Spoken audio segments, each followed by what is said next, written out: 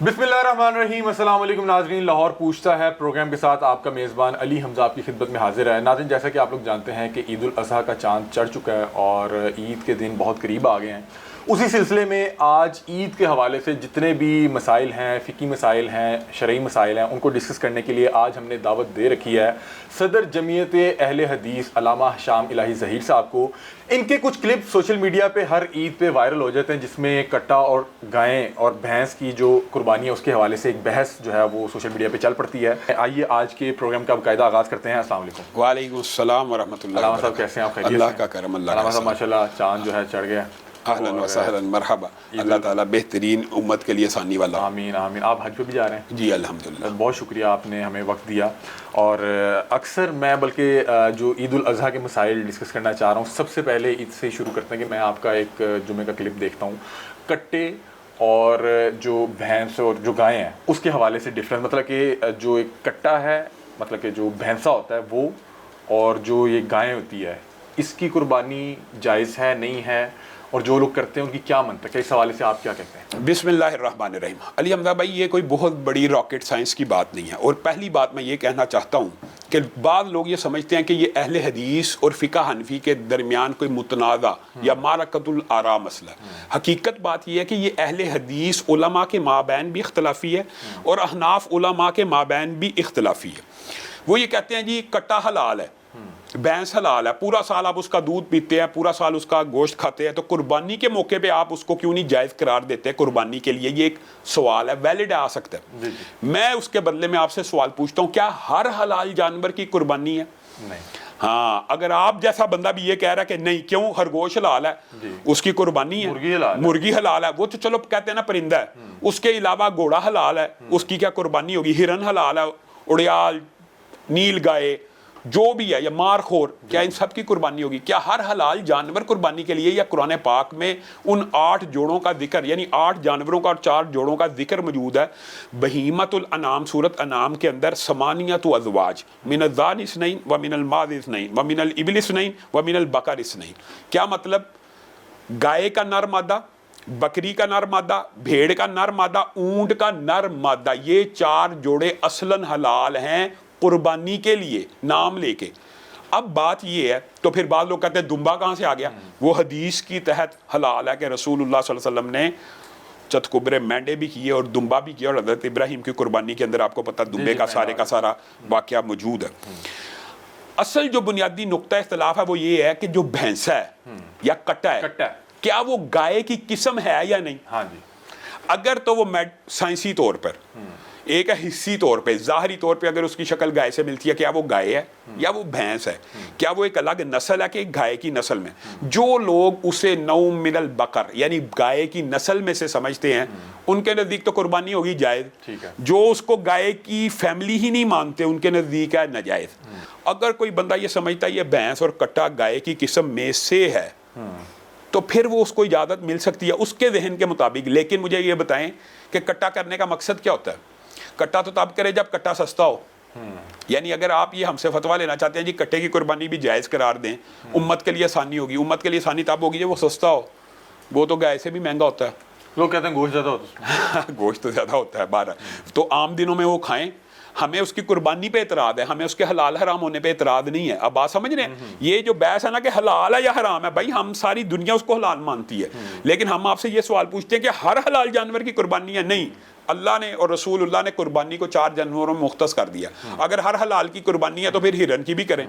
उसके अदात और खसाइल इतने फ़र्क हैं अली भाई कि वो पानी को मरगूब जानती है, वो गंदे नाले में उतर जाती है, वो यानी आप समझते हैं, यानी उसके अदात और खसाइल गाय की अदात और खसाइल से। और दूसरी बात ये आप किसी आप बायोलॉजिस्ट से पूछें कि क्या दोनों की एक फैमिली है, क्या दोनों एक स्पीशीज से ताल्लुक रखते हैं? नहीं रखते, दोनों अलग अलग स्पीशीज हैं। तो उनको अलग अलग, दोनों से एक ही ले रहे हैं, तो हमें लगता है कि दो में पैर पर आएंगे। हाँ, ये बात ऐसे ही है। अच्छा, मुझे बताएं कि जो लोग कट्टे की कुर्बानी करते हैं, मतलब कि मैंने देखा है, मुझे अभी आज एक शख्स बता रहा था कि आप जाएं ज़रा ये जो नॉर्दर्न एरियाज़ हैं, KPK की तरफ हो जाएँ, गाँव देहात में जाएँ, वहाँ करते ही सिर्फ कट्टा है। तो क्या जो लोग कट्टा कर रहे हैं फिर उनकी क्या कुर्बानी नहीं हो रही? बुनियादी तौर पे वही बात है कि अगर तो गाय की किस्म समझ के करते हैं और उनके पास फतावा उलमा के मौजूद हैं, तो वो तो उलमा की गर्दन पे बोझ है कि जिन्होंने ये फतवा दिया, और इसलिए उनकी हम कुर्बानी को क्यों ऐसे कहें।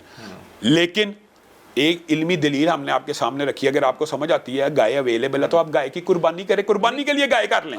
تو آپ پورا سال کٹا کھائیں, آپ کو کس نے منع کیا؟ آپ کے نزدیک, ہمارے نزدیک کٹے کی قربانی نہیں ہوتی. قربانی نہیں ہو رہی, مطلب کہ آپ کے نزدیک کوئی کٹا کر رہا تو وہ قربانی, اس قربانی نہیں لگ رہی, وہ ویسے حلال ہو گیا, صدقہ ہو گیا, ہاں, لیکن وہ قربانی کے قبول نہیں طور پہ قبول ہے. وہ یہ وہی بات ہے, کوئی ہرن کرے اور کیا یہ بکرے, اچھا ہرن کی شکل بکرے سے نہیں ملتی.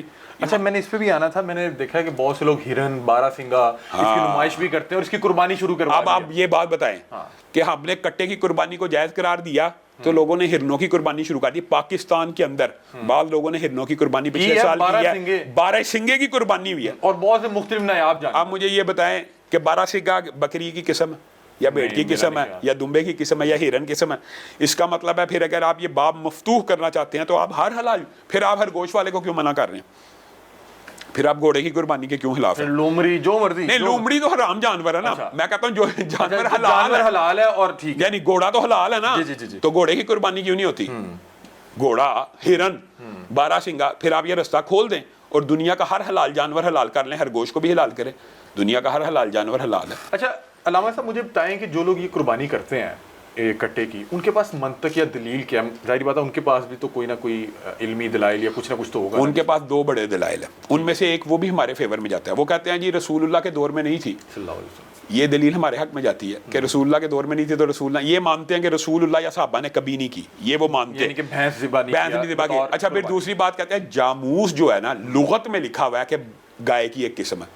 اب مجھے بتائیں جاموس اور بقرہ میں کتنا فرق ہے؟ جاموس کو اگر ٹرانسلیشن کریں گاؤ میش, جس کو بھینس کہا جاتا ہے, جاموس ہی بھینس میں آیا نا اردو میں, عربی سے یہ آیا یہ لفظ بھی, تو نام بھی الگ ہے, اس کے مذکر مؤنث کا نام بھی عربی میں الگ ہے, اس کے مذکر مؤنث کا نام بھی الگ ہے, تو اس کو ایک ہی قسم سمجھنا یہ بات ویلڈ نہیں ہے. ہاں ان کی دلیل یہ ہے گائے سے شکل ملتی ہے, یہ گائے ہی کی قسم ہے, پہلی دلیل. دوسری بات یہ ہے کہ وہ ایک یہ دلیل دیتے ہیں, ایک دلیل اور بھی علمی طور پہ وہ دیتے ہیں کہ رسول اللہ صلی اللہ علیہ وسلم نے صدقہ فطر میں 4 نوع کی بات کی تھی, چاول کی, جو کی, تو آپ نقدی بھی تو دیتے ہیں.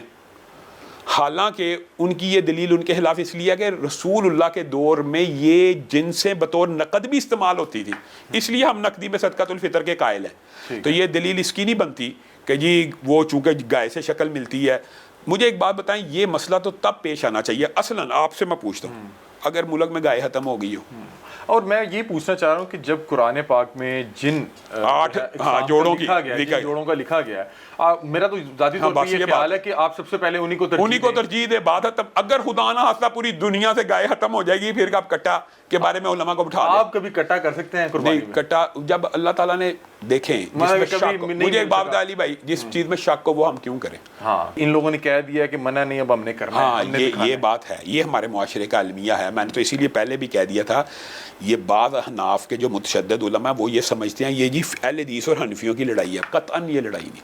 اہل حدیث میں اب آپ کو بتاتا ہوں, ایسے اسکول آف تھاٹ اہل حدیث میں موجود ہے جو کٹے کی قربانی کو جائز سمجھتے ہیں. اچھا اہل حدیث میں بھی ہے, اور احناف میں بھی ایسے لوگ موجود ہیں جو کٹے کی قربانی کو ناجائز سمجھتے ہیں. تو بنیادی طور پہ یہ مسئلہ ایک علمی نوعیت کا ہے, لیکن اس کو ٹسل بازی کی وجہ سے اس کو پاپولرٹی زیادہ دی دکھانے کے لیے کہ بھائی ہم کر رہے ہیں, ہماری تو قبول ہو رہی ہے, ہمارے تو کٹے کی بھی قربانی قبول ہو رہی ہے. اچھا چلیں کٹے اور بھینسے سے آگے نکلتے ہیں. کٹے کا آپ نے قربانی کا کٹا کھول دیا.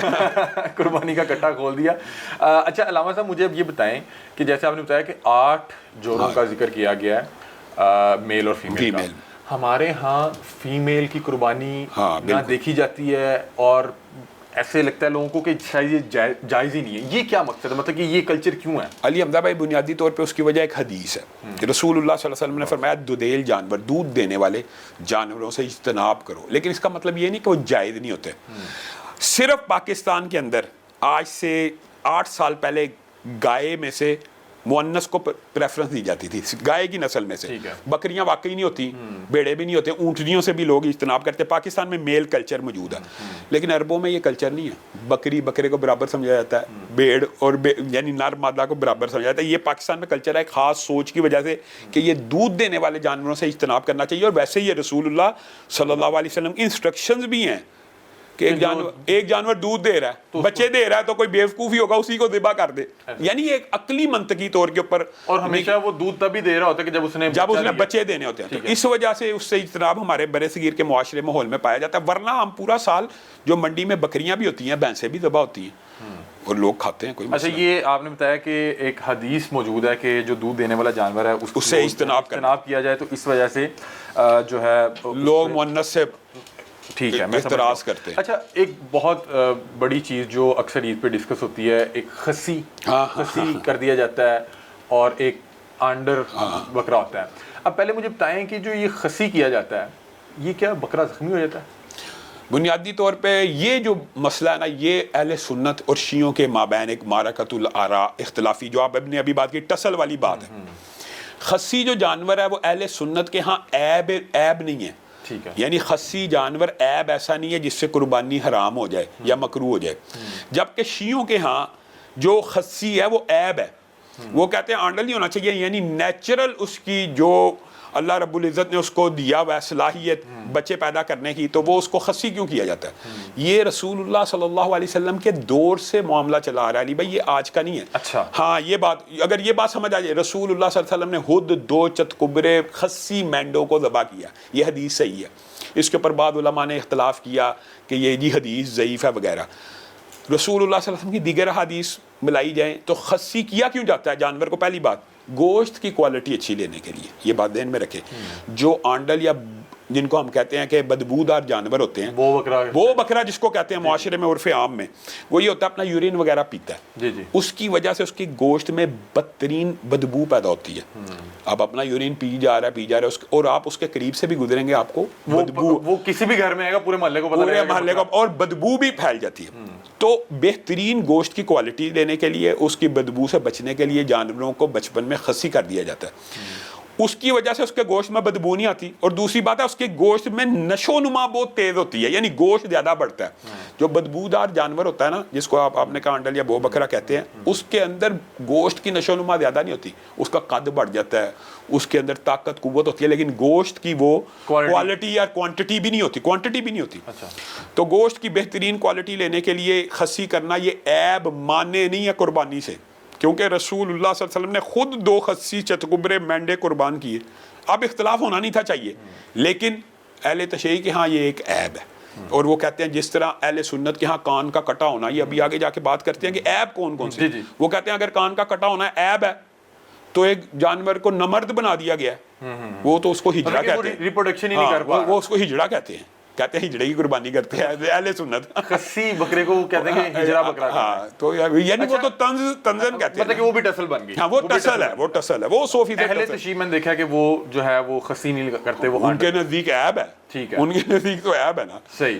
اچھا، مجھے یہ بتائیں کہ جو بکرا خسی کیا جاتا ہے وہ اپنی نسل نہیں آگے بڑھاتا؟ ظاہری بات ہے، وہ مطلب کہ اس چیز سے مبرہ ہو جاتا ہے. ٹھیک ہے، مطلب کہ وہ اہل سنت اور اہل حدیث کے ہاں، اہل سنت کے 3 جو مکتب فکر ہے نا، دیوبندی، بریلوی، اہل حدیث، ان تینوں کے نزدیک خسی بکرا جائز ہے.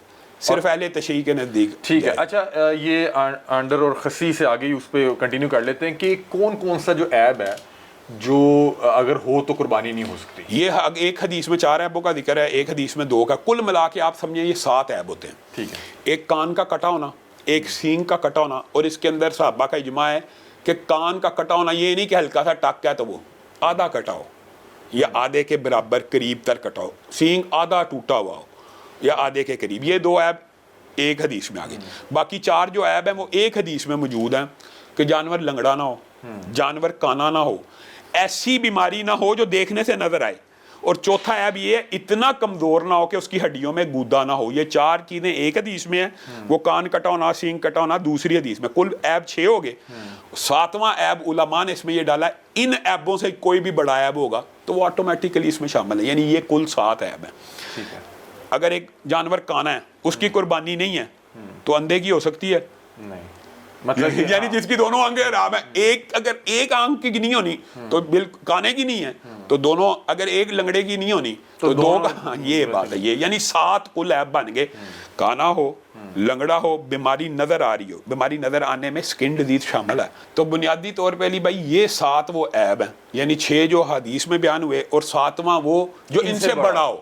تو لامحالہ طور پہ وہ سارے کے سارے جو جانور ہیں ایک کانا مطلب کہ دونوں ہی آنکھیں نہیں ہیں تو بالکل اگر ایک لنگڑا تو چاروں ہی نہیں ہے تو وہ تو ظاہری بات ہے. اگر ہڈیوں میں گودا نہیں ہے تو وہ حرام ہے. تو بالکل ہی کمزور اور لاغر ہو تو وہ بالکل یعنی وہ اس کی قربانی نہیں ہوگی. اچھا ابھی آپ نے سینگ کا بتایا کہ اگر سینگ ٹوٹا ہو اس طرح نہیں کہ بالکل آدھے سے زیادہ ٹوٹا اور پتہ لگ رہا ہو کہ یہ باقاعدہ طور پہ ٹوٹ گیا ہے تو وہ قربانی نہیں لگ سکتا. لیکن اس سے جانور حرام نہیں ہوتا. ایک قربانی کا ہاں قربانی کی شرائط اللہ تعالیٰ نے کچھ بلند رکھی ہوئی ہے. حلال حرام کی بحث نہیں, افضل چیز قربانی کریں یہ بات ہے بنیادی. مطلب کہ وہ مکمل طور پہ صحت مند ہو, خوبصورت ہو, اللہ کے سامنے پیش ہونی ہے تو یعنی ایک. اچھا بہت سے لوگ میں نے بھی دیکھا ہے کہ وہ جان بوجھ کے سینگ کٹوا دیتے ہیں. ابھی میں حال ہی میں ہو کے ہوں, وہ بتا رہے ہیں کہ آپریٹ کروایا اب سینگ ہے ہی نہیں, وہ قاعدہ طور پہ کونے کر دیتے ہیں. ہاں اور اس کی وہ قیمت الٹا زیادہ مانگ رہے ہوتے ہیں جو قربانی کے اوپر لگتا ہی نہیں. اچھا جس میں آپ کو ایک بات بتاتا ہوں, پھر وہی بات یہ میں نے پہلے کہا آدھا سینگ کاٹنے والے کی قربانی نہیں, تو اگر پورا کاٹا ہو تو پھر تو بالکل ہی نہیں نہ ہوگی. وہ کہتے ہیں یہ ٹوٹا نہیں, ہم نے خود کاٹا, خوبصورت زیادہ ہو گیا. اچھا یہ کس نے کہا کہ ٹوٹا شرط, آدھا سینگ کوئی کاٹ دے یا آدھے سے کم کاٹ دے, کوئی مسئلہ ہو تو اس کی تو قربانی کی جاتی. اگر آدھے سے زیادہ کٹا ہو تو اس کی نہیں ہے, تو پورا کٹا ہو کیسے ہو سکتی ہے؟ اس کا مطلب یہ ہے کہ پورا کٹے ہونے والے سینگ والے کی بھی قربانی نہیں. میں تو لوگوں کو یہ مشورہ دیتا ہوں, خاص طور پہ یہ مسئلہ کس میں ہے, گائے میں ہے. جو کونے بکرے ہوتے ہیں نا بغیر سینگ کے, وہ پتہ لگ جاتا ہے وہ جینون ہے, وہ جینون ہے, وہ راجن پوری یا مختلف بریڈیں ہیں, اور ان کے بچوں کے بچپن سے ہی سینگ, اور وہ ہوتے ہی نہیں, وہ ہوتے ہی نہیں. یہاں پہ گائے کے سینگ آپ کو باضابطہ طور پہ نظر آ رہے ہوتے ہیں, لیکن وہ انہوں نے میں آج منڈی گیا ہوں تو وہ صاحب بتا رہے ہیں کہ ہم نے اس کو آپریٹ کروا کے اس کے سینگ, اب آپ وہ جانور قربانی کے لیے اہل نہیں. یہ تو یہ عام ہے, یہ پوری منڈی. اچھا وہ آپ بتائیں وہ سینگ کیوں کاٹتے ہیں آپ کے خیال میں؟ کیونکہ ان کی نگہداشت, ان کو پالنا پوسنا آسان ہوتا ہے. سینگ والے جانور کی پرورش مشکل ہوتی ہے. آپ بات سمجھیں, وہ گائے کے سینگ کیوں جڑ سے کاٹ دیتے ہیں؟ گائے لڑے گی, ایک دوسرے کو زخمی کرے گی, ہماری قربانی کے جانور مال مویشی جو ہیں وہ عیبدار ہو جائیں گے.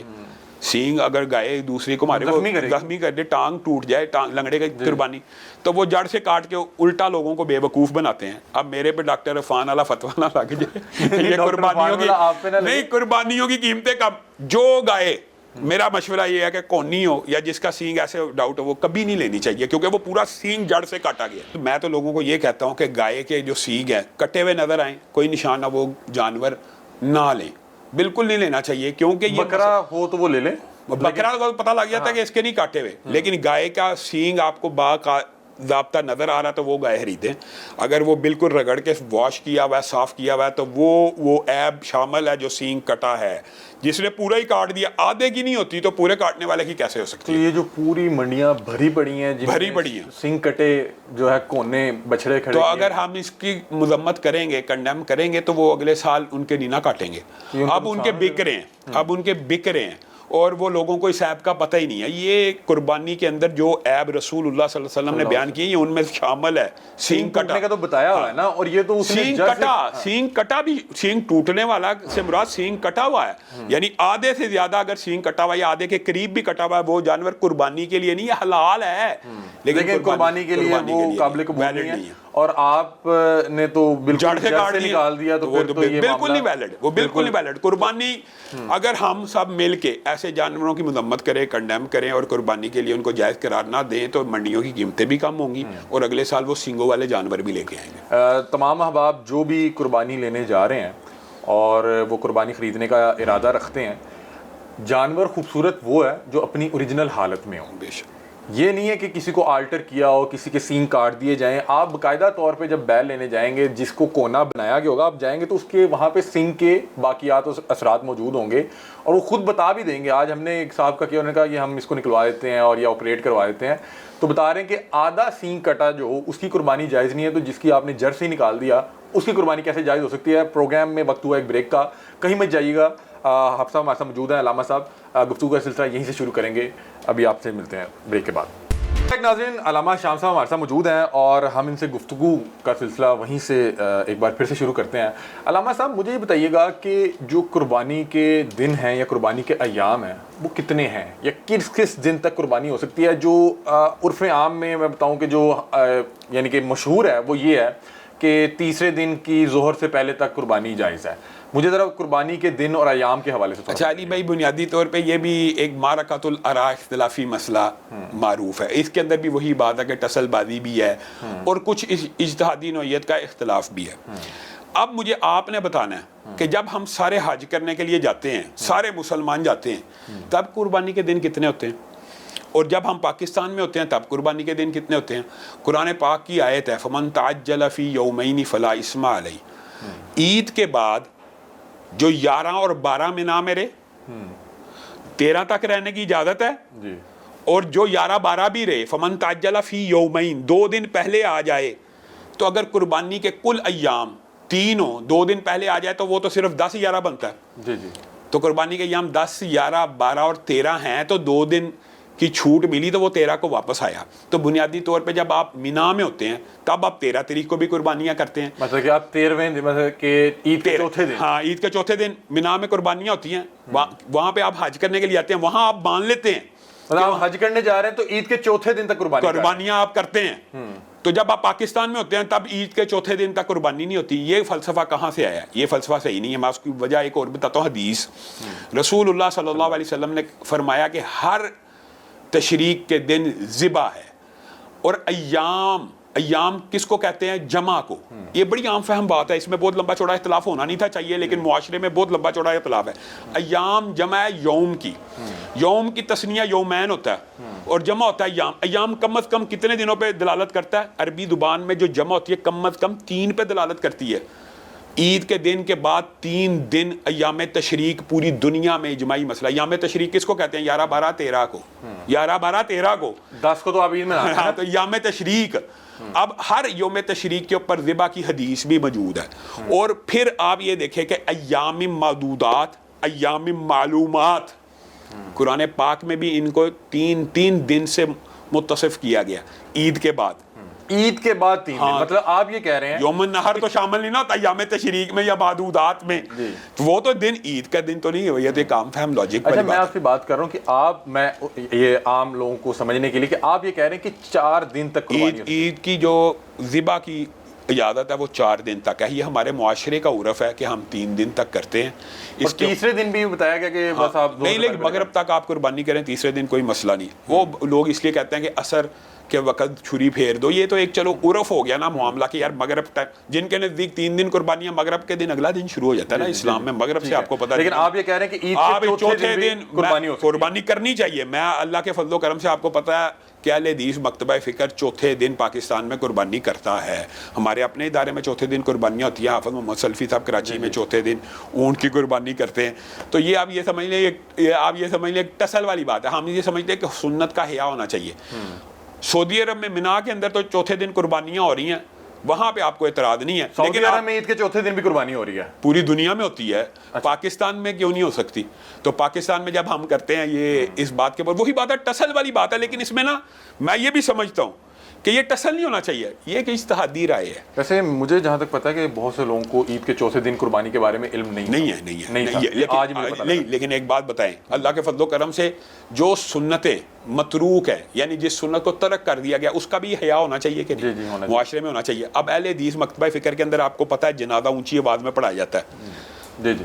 اہل سنت باقی تو سارا ہلکی بات. تو اس کا مطلب ہے خاموشی سے پڑھانا بھی تو جائز ہے نا. ہم مانتے جائز ہے، ہم اونچی کیوں پڑھاتے ہیں آپ کے خیال میں؟ کہ ایک سنت کے علاوہ ایک اور بات کہ لوگوں کو دعائیں نہیں آتی. تو جب اونچی پڑے گا تو آمین تو کہہ سکیں گے، یا دعا کے ساتھ دعا زبان تو چلا لپ سنگ کر سکتے ہیں. آپ بات سمجھ رہے ہیں؟ تو اگر چوتھے دن قربانی کی سنت کا حیا ہم نہیں کریں گے تو کون کرے گا؟ تو چوتھے دن کے تک قربانی ہونی چاہیے اور اس کا ابلاغ ہونا چاہیے. اور یہ بھی وہی بات ہے. میں یہ بات ضرور کہنا چاہتا ہوں کیونکہ ہمارے پاکستان میں فقہ حنفی کی اکثریت ہے. وہ یہ سمجھتے ہیں یہ جی فقہ حنفیوں کی مخالفت نہیں. یہ بھی ایک اجتہادی نوعیت کا مسئلہ ہے. خود اہل حدیث میں بعض عالم 3 دن کو کہتے ہیں عرف ہے تو کر لو. اب معاشرے میں ایک عرف ہے چوتھے دن نہ کرو. یعنی اسی طرح حناف میں بھی چوتھے دن کی قربانی کے قائل لوگ موجود ہیں.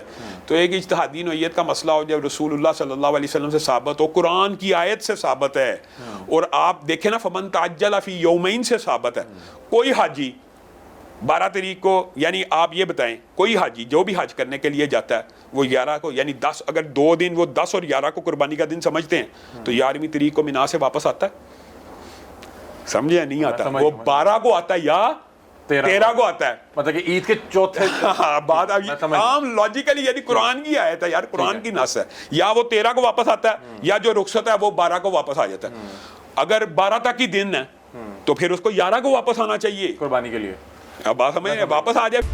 आपको उन्होंने वकील बनाया, आप कुर्बान कर दे, गाय जाए। अच्छा मुझे बताएं कि मैंने देखा कि बहुत से जो कसाई होते हैं वो तकबीर करते हैं और साथ ही एक उसके दिल की तरफ छुरी मनके के पीछे एक हराम मगज होता है, उसको काटते हैं और वो फौरी तौर पे अभी वो तरफ ही रहा होता है कि ठंडा हो जाता लेते हैं, फौरी तौर पे भी वो तरफ रहा है और उसकी नाली निकाल लेते हैं। क्या ये ठीक है? अली भाई, बुनियादी तौर पे रसूलुल्लाह सल्लल्लाहु अलैहि वसल्लम ने ज़िबा का जो तरीका बताया, सुन्नत तरीका ये है कि जब तेज़ छुरी के साथ उसको ज़िबा किया जाए, तीनों नसें काट जाएं तो उसका पूरा खून बहने दिया जाए।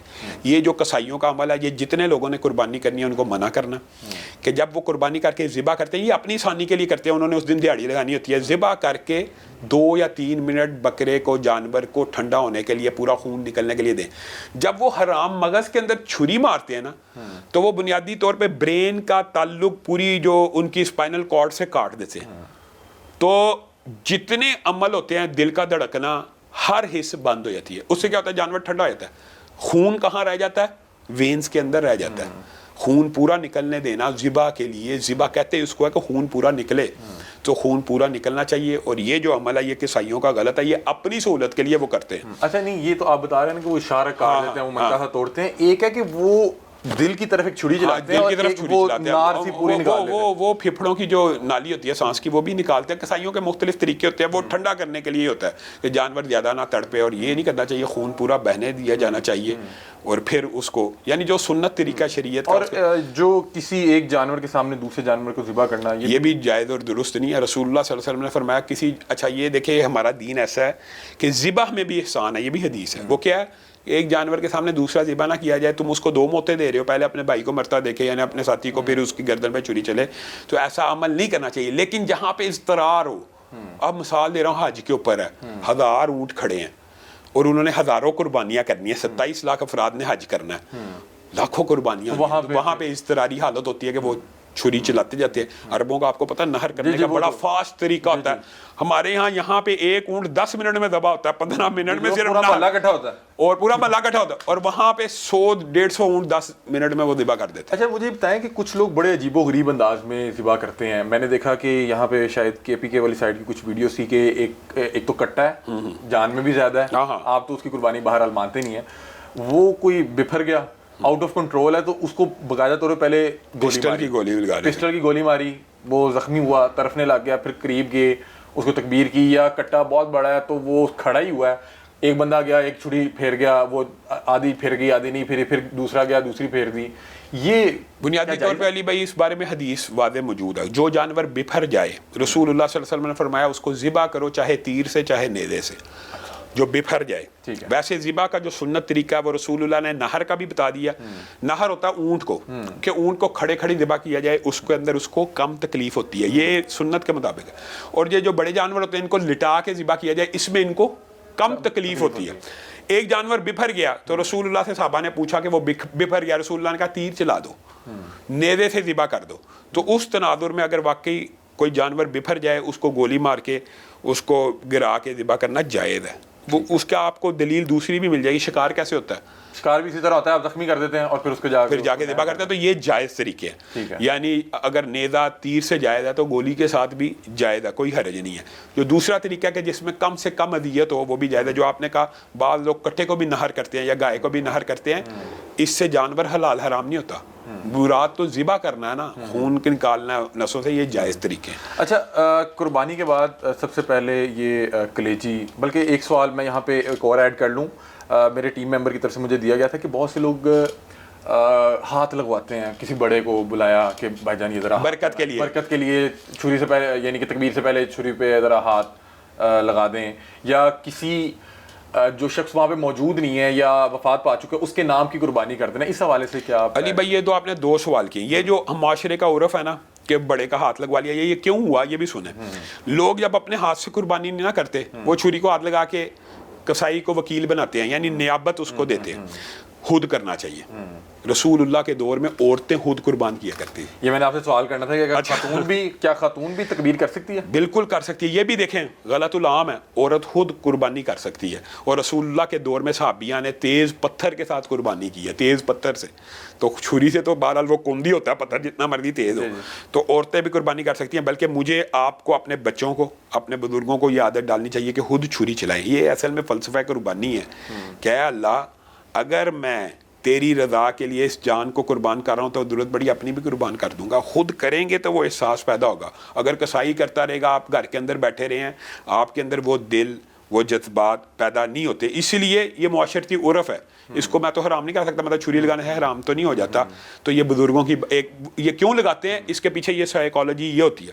دوسری بات یہ جو آپ نے دوسرا سوال کیا, کسی ایسے شخص کے نام کی قربانی کرتے ہیں, ہاں کسی ایسے پہ موجود نہیں ہے یا وفات پا چکا ہے. یہ جو ہے سوال بڑا فقہی سوال ہے. اس کے اندر آپ کو پتا بہت لمبا چوڑا اختلاف ہے. لیکن میں جس موقف کو راجح سمجھتا ہوں وہ یہ ہے کہ مالی صدقہ کسی بھی میت کی طرف سے ہو جاتا ہے. اور خود رسول اللہ صلی اللہ علیہ وسلم نے جب قربانی کی, انہوں نے کہا یہ میرے اور میرے گھر والوں کی طرف سے, اور یہ امت کی طرف سے, امت کے ان غریبوں کی طرف سے. تو مجھے بتائیں کہ رسول اللہ کے سارے گھر والے تو زندہ نہیں تھے. جی جی. حضرت خدیجہ تو فوت ہو چکی تھی. جی جی. مثلا اس کا مطلب ہے کہ میت کی طرف سے قربانی مالی صدقے کے طور پہ ہو سکتی ہے. تو اسی طرح اگر میں کہوں مالی صدقہ ویسے بھی یہ ہوتا ہے کہ کوئی بھی بندہ اپنے دوست کی طرف سے سبیل لگوا لے, ماں کی طرف سے لگوا لے, باپ کی طرف سے لگوا لے, تو قربانی بھی بنیادی طور پہ مالی صدقہ, بدنی عبادت نہیں ہے. تو مالی صدقے کے طور کے اوپر اگر قربانی کوئی بندہ اپنے فوت شدہ والدین کی طرف سے کرتا ہے, یہ مسئلہ ایک سمجھنے کی ضرورت ہے. کی طرف سے کرنا اور ایک ان کے لیے کرنا, ایک باریک فرق یہ ہے کہ بعض لوگ یہ سمجھتے ہیں کہ یہ جی اہل حدیث دیکھیں جی مالی صدقہ کرتے ہیں, رسول اللہ کی جانب سے بھی کر دیتے ہیں, والدین اپنے فوت شدہ والدین کی طرف سے بھی کرتے ہیں. ہم ان کی طرف سے کرتے ہیں, ان کے نام پہ نہیں کرتے. بعض لوگ قربانی جب کرنے پہ آتے ہیں تو رسول اللہ صلی اللہ علیہ وسلم یا علی حجویری جب 11ویں شریف کا دودھ بانٹا جاتا ہے ان کے نام پہ دے دیا جاتا ہے, ان کی طرف سے نہیں دیا جاتا. اگر آپ ان کی طرف سے دینا تو 100% جائز ہے, ان کے نام پہ نہیں دینا. میں سمجھ گیا ہوں, میں اس کنسیپٹ کو سمجھ گیا ہوں. غیر اللہ کے نام پہ نہیں ہو سکتا, صرف اللہ کے نام پہ. ہاں نام اللہ کے ہو, ان کی طرف سے ہو تو جائز ہے. ٹھیک ہے. اچھا میں یہ جو آپ نے بیچ میں بالکل تھوڑی سی گفتگو ہوئی کہ خاتون تکبیر کر سکتی ہے. ہاں تکبیر کرے, قربانی کرے, کرنی چاہیے, کرنی چاہیے. ہمارے ہاں کیوں نہیں کرتے؟ ہاں یہ بتائیں, میں کہتا ہوں ہمارے ہاں جو مرد ہیں وہ بھی نہیں کر پاتے. ہمارے ہاں مرد چھری گائے کی گردن پہ یا اونٹ کی گردن پہ نہیں پھیر سکتے علی بھائی, کسائی کو کہتے ہیں. تو یہ ہماری امت, ہماری قوم تو ایسے پیدا ہو کہ اگر کوئی کسی شخص کو پتہ لگے کہ فلان جگہ کسی خاتون نے تکبیر کی ہے تو کہے گا استغفر اللہ, یہ کیا ہو گیا, یہ میں مفتی صاحب سے پوچھتا ہوں. لوگوں کو نہیں پتا, لوگوں کو نہیں پتا. بالکل خواتین کیوں تکبیر نہیں کرنی چاہیے, کرنی چاہیے, مطلب کہ اس کو ہمیں عام کرنا چاہیے, بالکل عام کرنا چاہیے, بالکل کرنا چاہیے. اچھا ایک اور چیز مجھے بتائیں کہ اگر آپ کا جو کسائی ہے وہ تکبیر نہیں پڑھتا, ہاں یعنی بھول جاتا ہے بسم اللہ اللہ اکبر کہنا بھی, ہاں اس کے بارے میں علماء کے موقف یہی ہے کہ نسیان جو ہے نا اس امت کے اوپر معاف ہے. ایک ہے جان بوجھ کے عمدن نہ پڑھنا, ایک ہے بھول گیا تو اس کی قربانی جائز ہوگی. بھول چوک اسلام میں معاف ہے, بھول چوک معاف ہے. تو بھول چوک کے اندر وہ مسئلہ آ جائے گا کہ اس کو معاف کر دیا جائے گا. اچھا چلیں اب قربانی ہو گئی ہے تو اب ذرا کھانے کی طرف آتے ہیں کہ کیا چیز کھائی جا سکتی ہے, کیا کیا نہیں کھا سکتے. لیکن اس سے پہلے وقت ہوا ایک بریک کا, کہیں مت جائیے گا. علامہ صاحب ہمارے ساتھ موجود ہیں, گفتگو کا سلسلہ یہیں سے شروع کریں گے. ناظرین علامہ صاحب ہمارے ساتھ موجود ہیں اور گفتگو کا سلسلہ وہیں سے شروع کرتے ہیں. علامہ صاحب قربانی ہو گئی ہے, سب سے پہلے مجھے یہ بتا دیں, اللہ قبول کر لے. آمین آمین, اللہ پاک قبول فرمائے تمام احباب جو قربانی کی نیت کر کے جو ہیں جانور خریدنے جا رہے ہیں. علامہ صاحب سب سے پہلے یہ بتا دیں کہ ہمیں یہ جو بتایا جاتا ہے کہ قربانی ہو جائے تو اس کو 3 حصوں میں تقسیم کریں, ایک اپنے لیے رکھیں, ایک رشتہ داروں کے لیے رکھیں, ایک غریبوں کے لیے. اور بہت سے لوگ یہ کہتے ہیں کہ فلاں بندہ فلاں اتنے دن تک کھاتا رہا, اور کچھ لوگ یہ سمجھتے ہیں کہ صرف محرم کے چاند چڑھنے تک آپ قربانی کا گوشت کھا سکتے ہیں, اس کے بعد نہیں کھا سکتے. تو اس حوالے سے بتا دیں کہ تقسیم کس طرح سے کرنا چاہیے, کتنا کرنا چاہیے, کیا تمام گوشت بھی آپ خود رکھ سکتے ہیں, اور کب تک آپ قربانی کا گوشت کھا سکتے ہیں؟ بنیادی طور پہ علی بھائی اس میں اسلام میں کوئی قدغن نہیں ہے. ایک ہوتا ہے مستحب ہونا, سنت ہونا.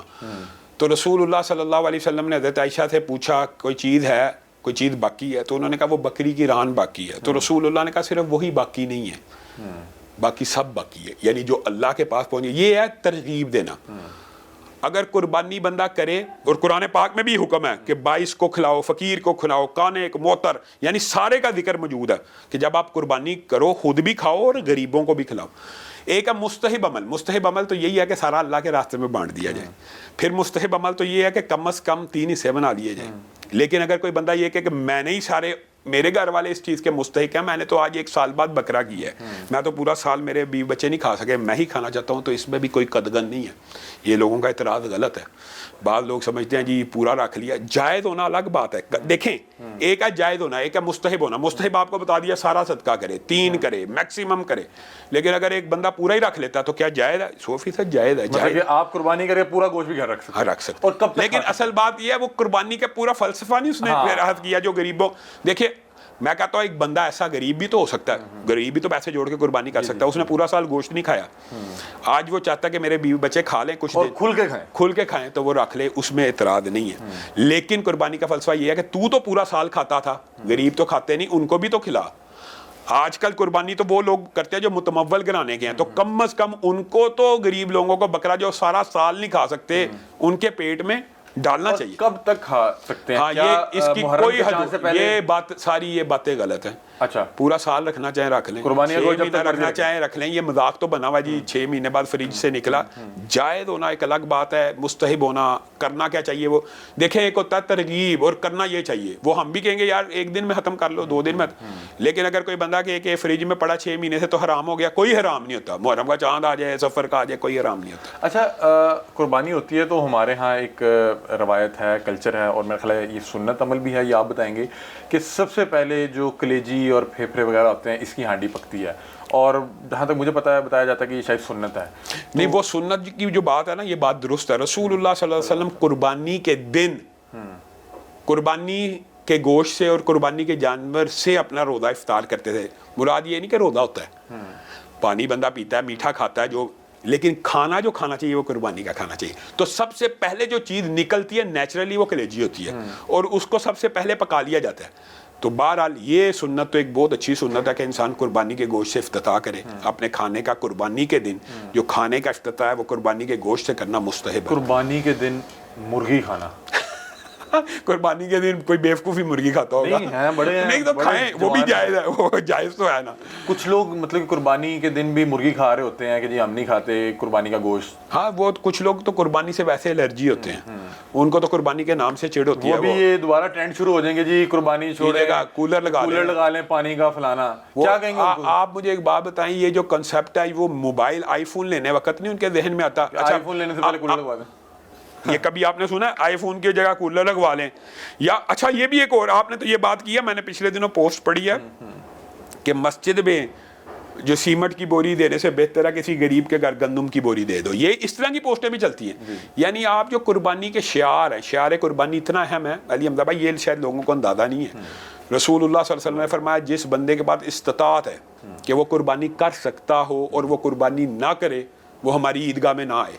یہ میں نے پوچھا تھا کہ قربانی کب فرض ہوتی ہے؟ ہاں, جب آپ کے پاس اتنے پیسے موجود ہوں جس سے آپ جانور خرید سکتے ہیں, آپ کے اوپر فرض ہے. اس کے لیے زکوٰۃ کا نصاب نہیں ہے. یہ بھی ایک غلط بات ہے کہ صاحب جو زکوٰۃ کا نصاب ہوگا تو فرض ہے. اگر آپ کی جیب میں قربانی کے پیسے موجود ہیں, 20-30 ہزار روپے موجود ہے, 20-30 ہزار موجود ہے, تو آپ گائے کے اندر حصہ ڈالیں. اگر 40-50 ہزار موجود ہے, بکرا خریدیں, کیونکہ رسول اللہ نے فرمایا جس کی پاس استطاعت ہے اور اس نے قربانی نہ کی وہ ہماری عیدگاہ میں نہ آئے. اچھا, مجھے بتائیے گا کہ بکرے کے بہت سے لوگ کپورے بھی کھاتے ہیں, اوجری بھی کھاتے ہیں, لیکن اس پہ بہت سے لوگوں کی اختلاف رائے بھی ہے. کچھ لوگ اس کو نہیں پسند کرتے, کچھ لوگ کہتے ہیں کہ نہیں یہ کھانے نہیں چاہیے, مکروہ ہے.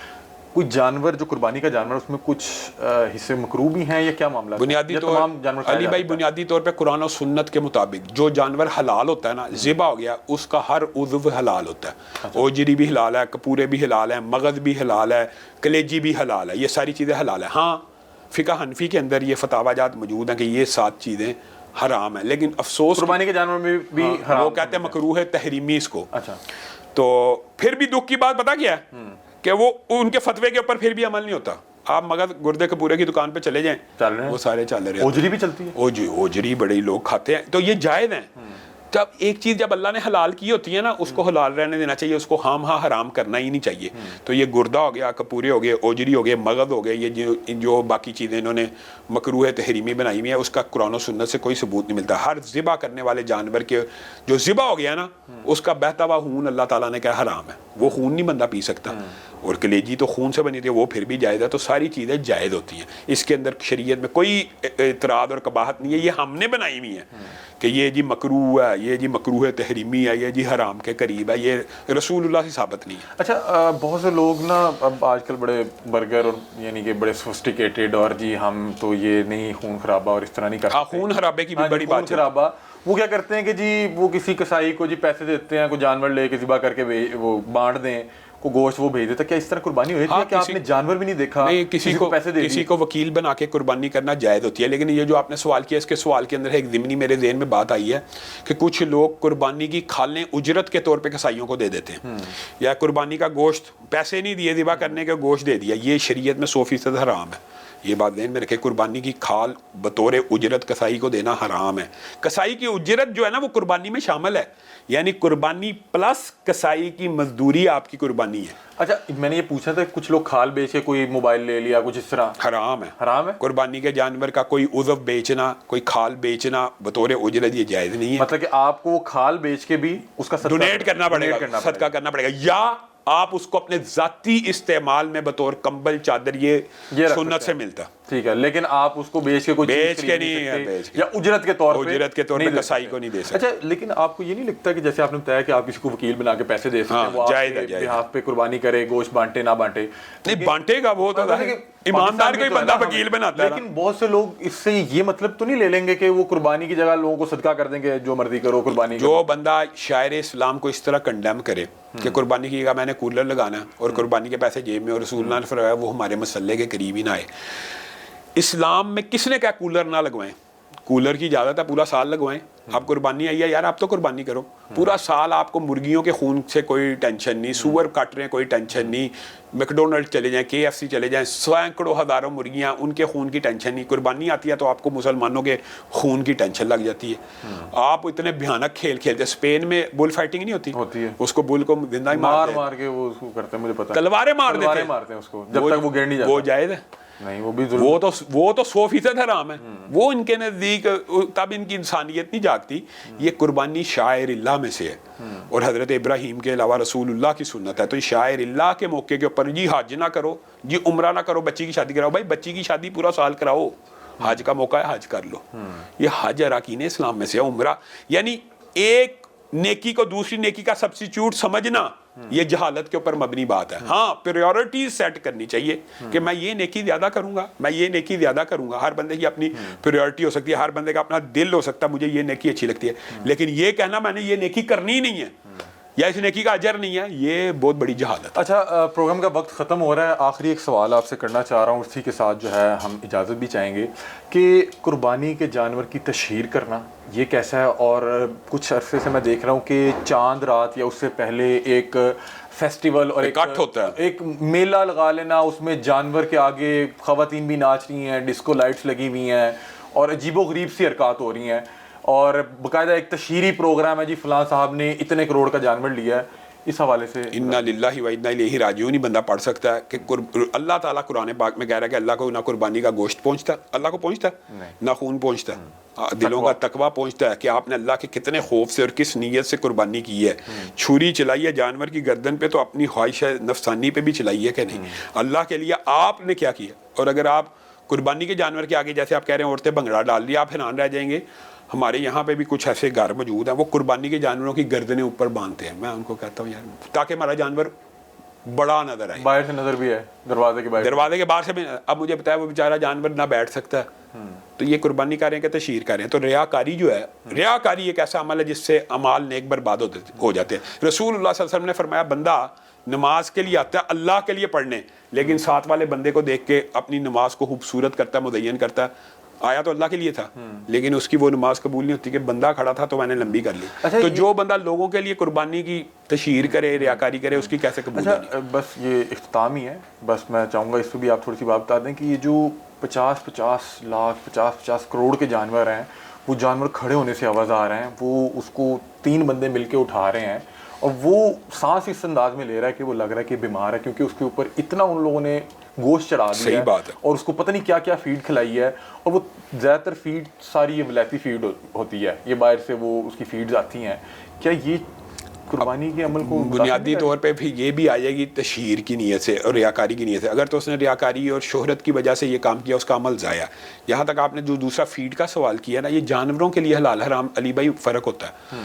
یعنی مرغی کے لیے تو کیڑے وغیرہ کھانا جائز ہے, ہمارے لیے نہیں جائز, تو اس لیے وہ حلال ہے. اس لیے جانوروں کی وہ فیڈ جو چارے وغیرہ میں آتی ہے وہ جانور کے لیے حلال ہے.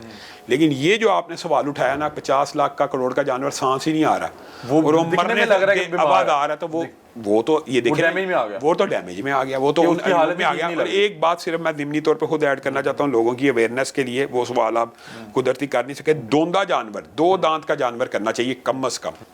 رسول اللہ صلی اللہ علیہ وسلم نے صرف 2 دانت کی شرط بیان کی ہے, اور بھیڑ کا 1 سال کا اس کے لیے لگے گا جس کی جیب میں پیسے نہیں ہیں یا جانور اویلیبل نہیں ہے. صرف 2 شرطیں. تو بھیڑ کا 1 سال, کوئی عمر نہیں, ہر جانور کے لیے دوندا شرط ہے. 2 دانت. میں تو دوندا اور چوگا اس لیے نہیں پوچھا کہ اب یہ ہر شخص کو پتا ہے کہ 2 دانت ہیں تو دوندا ہو گیا, 4 دانت ہے 2 دانت منیمم عمر ہے قربانی کے لیے. لیکن جو یہ لوگ کہتے ہیں کہ چھترا 6 ماہ لگ جاتا ہے, یہ بات بالکل 100% غلط ہے, 100% غلط ہے. یہ بات لوگوں کو بتانی چاہیے کہ چھترا 6 مہینے کا اس کا لگنا ہے. اگر گھر کا ہو نہیں, جس کے پاس پیسے کم ہو, جس کے پاس مثلا ایک بندے کی جیب ہے 20,000 اور اس کو 20,000 کا دوندا نہیں مل رہا, اس کے لیے چھترا 1 سال کا, 6 مہینے کا تو تصور ہی نہیں, 1 سال کا لگنا ہے. ہوتا کیا ہے, یہ جو کمزور بکرے ہوتے ہیں یا کمزور بھیڑے ہوتی ہیں نا, 1 سال میں بھی دوندی نہیں ہوتی, 1.25 سال میں ہو جاتی ہے, 1.5 سال میں ہو جاتی ہے. تو رسول اللہ نے 1 سال اس کی اجازت دے دی کہ جس کی جیب میں پیسہ نہیں ہے, مجبوری ہے, وہ 1 سال کا کر لے. لیکن اس کی بھی قسم بھیڑ کی ہے. بکرا کم از کم دوندا, گائے کم از کم دوندی, اونٹ کم از کم دوندا. اور آپ کو پتا ہے بکرا جو صحت مند ہوتا ہے 1 سال میں دوندا ہوتا ہے, گائے 2 سال میں ہوتی ہے, اونٹ 5 سال میں ہوتا ہے. تو یہ شرط عمروں کی نہیں ہے, 2 دانت کی ہے. اگر 2 سال تک بھی بکرے کے 2 دانت نہیں آئے تو قربانی کے لائق نہیں. بہت شکریہ. ہمارے ساتھ علامہ شام الہی ظہیر صاحب موجود تھے, اور ہم نے عید کے حوالے سے جتنے بھی سوالات میرے ذہن میں تھے, جتنے بھی مسائل میرے ذہن میں سے, جتنے بھی شک و شبہات تھے, وہ میں نے ان سے پوچھے, اور انہوں نے بڑے اچھے انداز میں, بڑے تفصیلی انداز میں میری رہنمائی فرمائی. اور یہ پروگرام جب آپ دیکھیں گے تو آپ کی بھی رہنمائی ہو سکے گی. دانتوں کے حوالے سے ہم نے زیادہ سوال اس لیے نہیں کیے کہ دانتوں کے حوالے سے بڑا بیسک نالج ہے, اور میرا خیال ہے یہ زیادہ تر لوگوں کو پتہ ہوتا ہے. جن کو نہیں پتہ اس کے حوالے سے بھی علامہ صاحب نے اختتام پہ وہ چیزیں ایڈ کر دی کہ کم از کم 2 دانت ہونے چاہیے. بہت سے لوگ چھترا 6 ماہ کا کہہ کے بھیج دیتے ہیں, بتا رہے ہیں کہ وہ جائز نہیں ہے. وہ تب جائز ہے کہ اگر آپ کے پاس 20,000 روپے ہیں اور آپ کو 20,000 میں دوندا جانور نہیں مل رہا, تب آپ کے پاس یہ شرط موجود ہے. ادروائز آپ کوشش یہی کریں کہ کم از کم وہ دوندا ہو, یا اس کے بعد پھر وہ آگے جو مرضی ہو. بہرحال یہ پروگرام تھا, اپنی رائے سے میں آگاہ کیجیے گا. تب تک کے لیے اپنے میزبان علی حمزہ کو دیجیے اجازت. اللہ حافظ.